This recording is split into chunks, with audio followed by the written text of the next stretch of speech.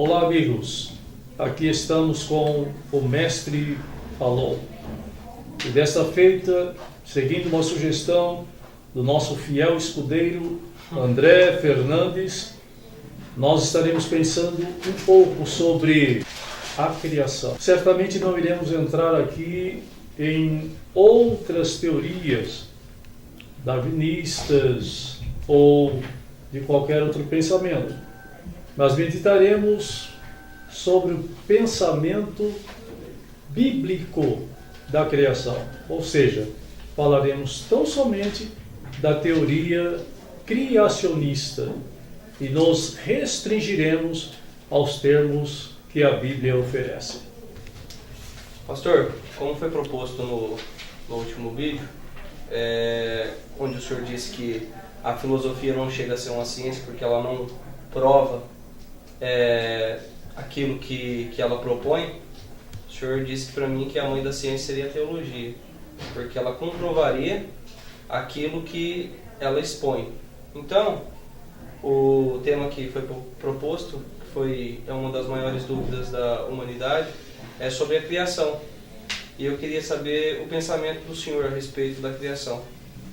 Existem, André, pelo menos duas linhas de pensamento sobre a teoria chamada teoria bíblica ou teoria do criacionismo. A primeira delas entende que em todo o capítulo 1 do Gênesis, Deus foi falando e conforme o poder da sua palavra, as coisas foram existindo. Estes tomam como base Hebreus 11:3. Hebreus 11:3. Pela fé entendemos que o universo foi formado pela palavra de Deus, de maneira que o visível veio existir das coisas que não aparecem. Observe que alguns pensadores, biblicistas, teólogos e até alguns exegetas, chamados conservadores ou tradicionalistas, eles entendem que do nada Deus criou. Entretanto, somente pelo poder da palavra. Ou seja, Deus diz, haja luz, e houve a luz. Haja expansão seca, e houve a expansão seca. Seria a palavra verbalizada. Então esta é a primeira linha de pensamento, chamada de pensamento tradicional ou conservador, e que alguns ainda chamam de pensamento bíblico criacionista religioso. Entretanto, há uma outra linha de pensamento sobre esta teoria bíblica ou teoria do criacionismo que prevê uma outra condição, ficando da seguinte forma. Quem pensa desta forma, olha para o verso 1 do capítulo 1 de Gênesis. E lá está escrito? Gênesis 1, no princípio criou Deus os céus e a terra. Exato.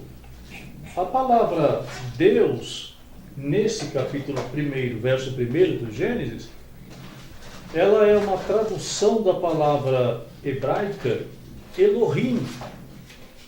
Elohim, não obstante não ser uma palavra plural, entretanto ela indica pluralidade. Numa comparação simples, seria semelhante à nossa palavra gêmeo. Quando eu digo gêmeo, a palavra está no singular. Entretanto, subentende-se que são mais de um ser da mesma espécie. A palavra Elohim, ela indica que há mais de um ser da mesma espécie. Sendo assim, está tratando-se então da Trindade. do Pai, o Filho e o Espírito Santo. Isso no verso 1. Entretanto, quando nós chegamos no verso 2, A terra, porém, estava sem forma e vazia. Havia trevas sobre a face do abismo, e o Espírito de Deus pairava por sobre as águas. a terra está em um outro estado. Ora, acompanhe-me. Se no verso 1 ele criou os céus e a terra, porque alguns entendem que a expressão céus e terra aqui refere-se ao planeta, ao sistema solar, como pode então no verso 2 estar sem forma e vazio? Acredita-se então que há um hiato entre o verso 1 e o verso 2 desse capítulo. Como se fossem duas terras distintas. Você diz ou não? Há uma distância entre o verso 1 e o verso 2. Como se tivesse passado muitos anos entre o versículo 1 e Talvez o até versículo algumas 2. eras. Talvez até algumas eras. Então, esses pensadores recorrem ao capítulo 14 de Isaías e ao capítulo 28 de Ezequiel. Ezequiel 28, 13. 28:13. Estavas no Éden, jardim de Deus, de todas as pedras preciosas te cobrias, o sárdio, o topázio, o diamante, o berílio, o ônix, o jaspe e a zafira, o carbúnculo e a esmeralda.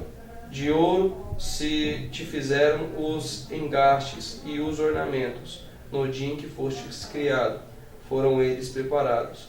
Tu eras querubim da guarda ungido, e te estabeleci, permanecias no monte santo de Deus, no brilho das pedras andavas. Perfeito eram os teus caminhos, desde o dia em que foste criado, até que se achou iniquidade em ti. Observe, ele está falando da criação do querubim ungido, o que servia de exemplo para os demais seres.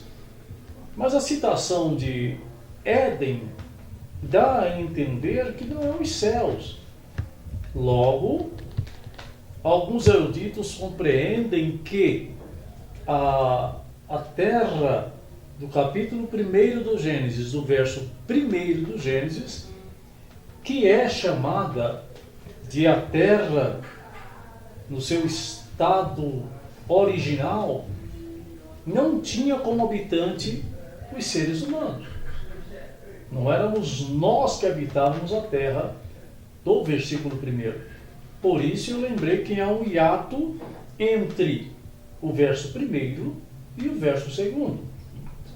Entende-se então por estes textos, de uma leitura minuciosa deles e uma exegese que nos leve à compreensão da dinâmica do texto e da mecânica desse texto e da engenharia contextual neles praticada, que esse querubim ungido, que nós comumente chamamos de Lúcifer, ele sim foi criado para comandar os demais seres angelicais que habitavam então a terra e não os céus. E isso fica muito claro quando você lê Isaías 14. Isaías 14:12 diz assim: Como caíste do céu, ó estrela da manhã, filho da alva, como fosse lançado por terra, tu que delimitavas as nações. Tu dizias no teu coração: eu subirei ao céu, acima das estrelas de Deus exaltarei o meu trono, e no monte da congregação me assentarei nas extremidades do norte. Subirei acima das mais altas nuvens e serei semelhante ao Altíssimo. Contudo, serás precipitado para o reino dos mortos, no mais profundo abismo. E ele diz que vai subir aos céus. Se ele vai subir aos céus, é porque ele não está lá. Ele não reside lá. Então entende-se que a terra do versículo 1 é chamada de terra no seu estado original e os seus habitantes eram Satanás e os seus liderados. Certo. Ele dispõe no seu coração através da soberba, porque o pecado dele foi exatamente a soberba. E em minha forma de ver, soberbo é todo aquele que pensa ser soberano. Todo aquele que pensa ser soberano. Ele diz, olha, eu vou colocar o meu trono acima do trono de Deus, acima das estrelas de Deus, e serei como Deus. Logo, ele não se contenta com aquilo que Deus deu a ele. Cria-se então uma revolução.